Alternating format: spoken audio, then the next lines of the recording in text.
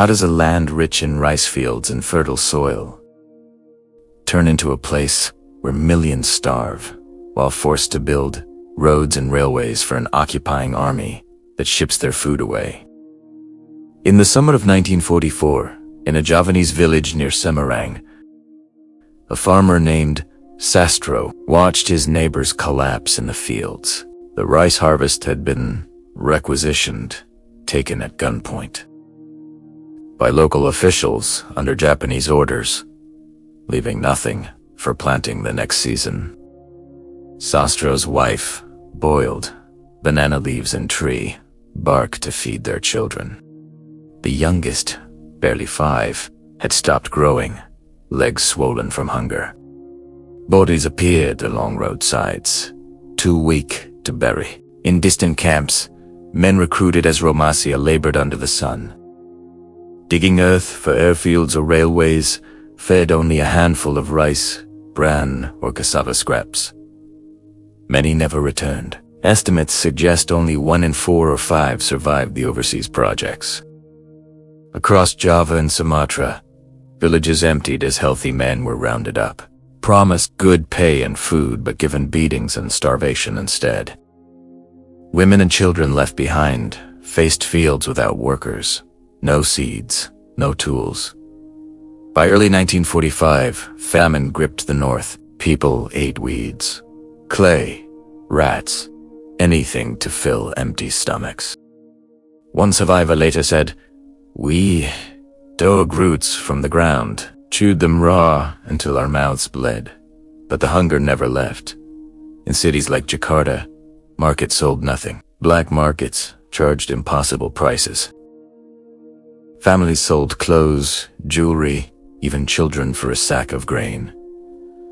Corpses lay in gutters, collected at dawn by carts. The Japanese military needed oil, rubber, rice for the war. The Dutch East Indies supplied it, but at the cost of millions of lives. Forced labor camps dotted the islands. Men chained, beaten for slowing, dying from malaria, dysentery, exhaustion. Overseas projects like the Burma-Thailand Railway or Sumatra Railways became death traps. Workers dropped where they stood, buried in shallow graves or left unburied.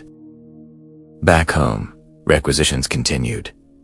Rice flowed to ports while people starved. The question echoes through those empty villages: how can abundance become death? In the Dutch East Indies, under Japanese rule from 1942 to 1945, policies turned food into a weapon and labor into slavery. Civilians, farmers, workers, families became the unseen casualties, enduring hunger and exploitation while the war raged far away. Their suffering unfolded not in battles, but in quiet fields, crowded camps, and silent deaths. A slow, grinding catastrophe that claimed millions before the occupation ended. The Japanese occupation of the Dutch East Indies, now Indonesia, from March 1942 to August-September 1945, ranks among the most devastating periods of civilian suffering in World War II Asia, with total excess deaths from famine, forced labor, disease, and related causes estimated at 3 to 4 million, some sources up to 4 to 10 million, including broader impacts. The archipelago, rich in oil, rubber, tin, and rice, became a vital resource base for Japan's war machine after the rapid defeat of Dutch forces in early 1942. Japan divided administration into military zones: 16th Army on Java, 25th on Sumatra, 2nd in Eastern Islands, imposing autarky and extraction policies to support the greater East Asia co-prosperity sphere. Pre-occupation. The Dutch colonial economy already extracted resources. The Japanese rule intensified exploitation. Rice requisitions escalated, fixed low prices. Forced deliveries to military stockpiles or export to Japan-occupied territories. Transport disruptions allied bombing of shipping, railways, and field conversions to jute cotton for war materials. Reduced available food. Java, densely populated and rice-dependent, so fared most. 1944 to 45 famine linked to malnutrition. Disrupted agriculture, hoarding, and requisitions caused 1.8 to 2.4 million excess deaths. Missing births there alone. The Romosha forced labor system mobilized millions. Estimatis 4 menos 10 million on haba permanent and temporary. Recruitment used propaganda promises of pay-fu, honor, coercion, village quotas, arrests, and local intermediaries. Workers built roads, railways for example, Pekanbaru, Sumatra lines, airfields, fortifications. Malaya faced lethal conditions, starvation, disease, abuse, overwork. Survival rates 15 to 26%, 70,000 to 135,000 returned. Domestic Romosha endured harsh labor, beatings, inadequate rations. Famine peaked 1944-45. Edema, beriberi, dysentery widespread. Civilians ate substitutes, cassava leaves, weeds, rats. Mortality soared in rural Java. Disease outbreaks followed malnutrition. Infant mortality rose sharply. The occupation's importance lies in its scale of civilian toll and role in decolonization. Exploitation eroded any initial anti-Dutch goodwill. Romosha, famine-fueled resentment. Nationalist leader Sukarno. Hatta cooperated initially but shifted as suffering mounted. Poster under chaos, August 1945 enabled the August 17th Independence Declaration. Memories strengthened revolutionary resolve against returning Dutch. This period highlights wartime resource extractions, human cost, policies prioritizing military needs over civilian survival, caused mass starvation and enslavement. It remains a painful chapter in Indonesian history, remembered in memorials, survivor testimonies, academic studies, for example. Sato Hafdijong, underscoring how occupation turned abundance into catastrophe, leaving scars on generations. Understanding this background frames the individual ordeals. Farmers losing harvests, families losing sons to labor camps, communities facing slow death from hunger while resources flowed outward. The story is one of systemic suffering, where ordinary lives became expendable for war demands. The occupation began in March 1942 with the rapid surrender of Dutch forces. Japanese troops landed on Java, Sumatra, and other islands almost unopposed. Initial promises of liberation from colonialism gave way quickly to military rule. By mid-1942, the administration divided the archipelago. The 16th Army controlled Java, the 25th Army Sumatra, and naval units, the eastern regions. Rice and other resources were declared strategic. Requisitions started almost immediately. In Rudal Gaba village headmen received quotas to fixed amounts of paddy to deliver monthly at set low prices. Farmers harvested, threshed, and carried sacks to collection points, guarded by Japanese soldiers or local police armed with Arisaka rifles and bayonets. Refusal meant beatings with rifle butts or imprisonment.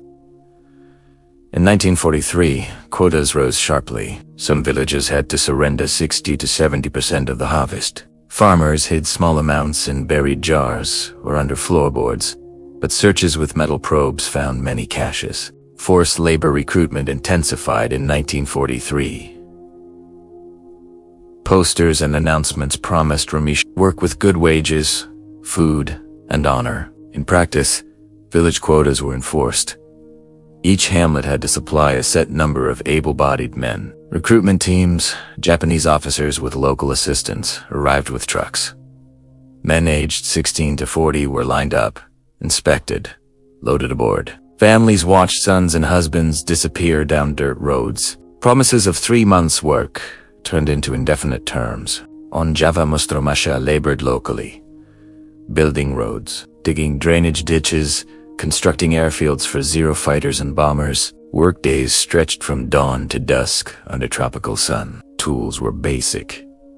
Hoes, shovels, baskets carried on shoulders. Guards used bamboo sticks or rifle butts to maintain pace. Food rations, often cassava or rice bran, provided barely 800 to 1,000 calories daily. Malaria, dysentery, Beriberi spread rapidly in crowded camps with open latrines and no medicine. Overseas, Russia faced worse. Starting late 1942, trains and ships carried tens of thousands to Burma, Thailand, Sumatra, Malaya. The Burma-Thailand Railway project alone took 60,000 to 100,000 Javanese workers. They marched through jungle, slept on bamboo platforms, hacked at earth with picks and shovels. Rations shrank to a cup of rice or tapioca daily. Many subsisted on boiled grass or insects.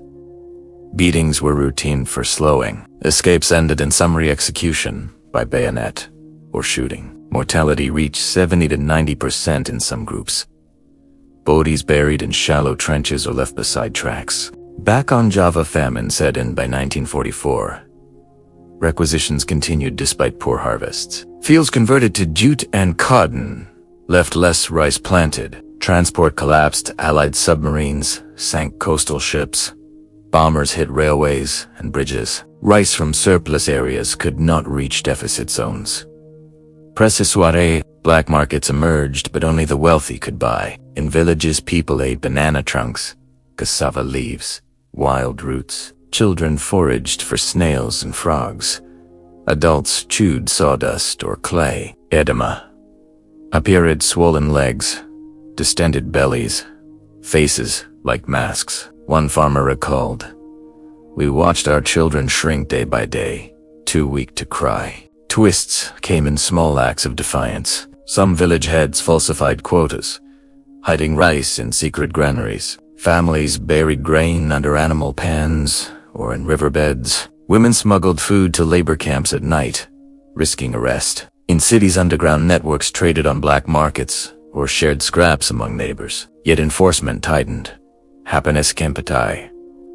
Military police conducted raids, used informants, punished entire villages for missing quotas. Heroics appeared quietly. Mothers walked miles to beg rice from distant relatives, carrying infants on backs. Elderly men worked fields alone when sons were taken, collapsing from exhaustion but refusing to stop. In labor camps, workers shared their tiny rations, one man giving half his portion to a weaker comrade. Some Romasha organized secret escapes, though most failed. Losses were staggering. On Jabalone, famine and disease killed millions.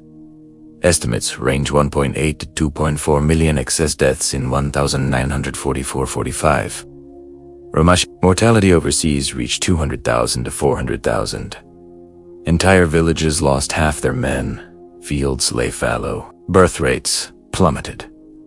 Bodies were buried in mass graves or left where they fell. In cities, corpses piled in alleys, collected by carts at dawn. Technology and weapons enforced control. Japanese Type 99 rifles and Type 96 light machine guns guarded collection points in camps. Trucks Isuzu, Toyota transported requisitioned rice and workers.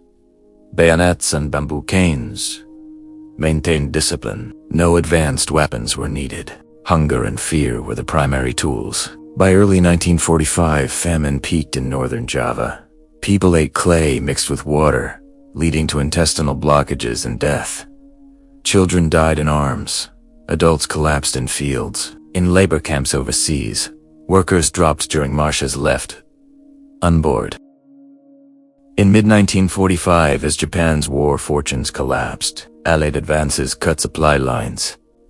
Submarines sank transport ships. Bombing raids destroyed ports and railways. Rice exports to Japan halted almost completely, but local requisitions continued. Military garrisons still needed food. In Java, famine deaths reached thousands daily in some districts. People too weak to stand crawled to roadsides, hoping for aid that never came. In labor camps, conditions worsened. Rations shrank to nothing. Guards grew harsher, knowing defeat loomed. Many Romusha died in the final months, from starvation, beatings, or disease. In Burma and Thailand, surviving workers watched Japanese troops retreat, leaving camps unguarded. Some walked home through jungle, dying along the way. Others were liberated by Allied forces. On August 15, 1945, Japan surrendered. News reached Indonesia days later. The occupation ended abruptly. Japanese troops withdrew to cities, awaiting Allied arrival. Power vacuum opened. Nationalist leaders Sukarno and Hatta, who had cooperated under occupation, declared independence on August 17, 1945. In villages, people stormed remaining warehouses, taking rice that had been guarded for months. In labor camps on Java, guards disappeared. Workers walked free or were released. Resolution was chaotic and incomplete. British and Australian forces arrived in September-October 1945 to accept Japanese surrender and repatriate prisoners. Many Ramasha returned in poor health, skeletal, diseased, scarred. Families searched stations and ports for sons and husbands who never arrived. Famine eased slowly as requisitions stopped and transport improved. But 1945-46 saw continued hardship until harvests stabilized. No single force won against the suffering. The occupation ended because Japan lost the wider war. Civilians survived through endurance, hiding food, sharing scraps, protecting the weak. Small acts of resistance, falsified records, secret burials of grain, mutual aid, saved lives. The Ramashe who returned brought stories that fueled anger and determination. The lesson was bitter.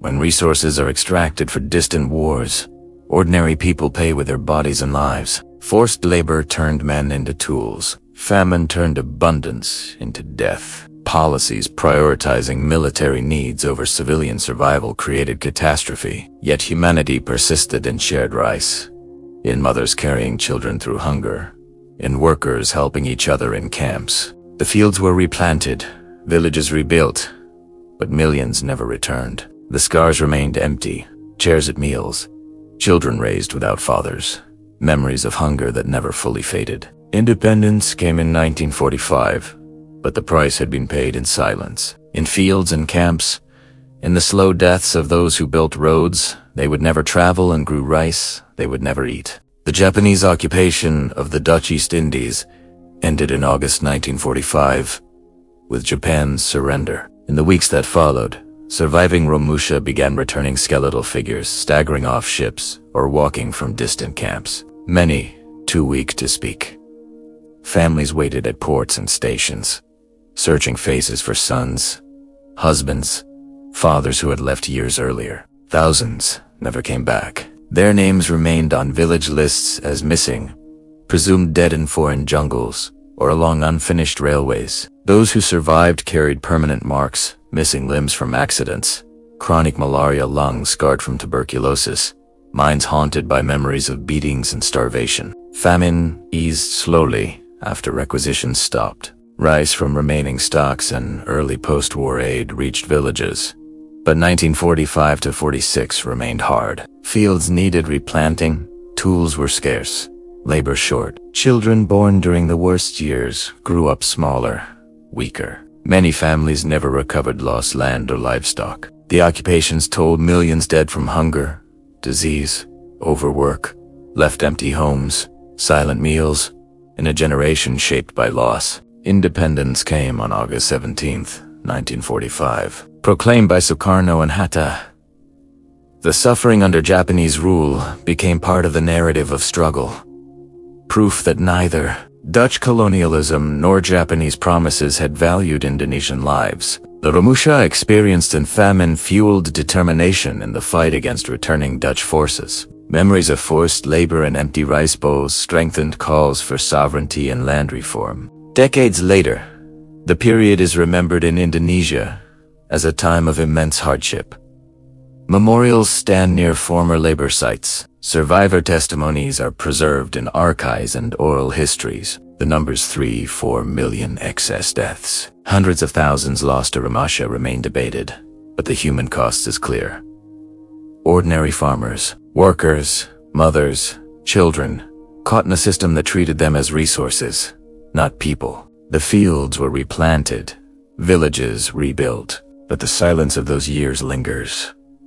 The sound of empty stomachs, the thud of shovels in distant camps, the quiet deaths in roadside ditches. It stands as a record of what happens when food and labor become tools of war, and survival becomes an act of quiet defiance against overwhelming odds. I've just said what's recorded in history. You should find out the real truth yourself. We have written the sources from which we got this story in the description of this video, and we have always been and will be supporters of the oppressed, regardless of their color, race, or country. This world and its creator are also with the oppressed. Like this video, if these stories of endurance through hunger and exploitation touch you, comment below what lessons from the occupation still matter today. Subscribe and turn on notifications for more forgotten WW2 stories of civilians suffering under occupation. See you in the next one.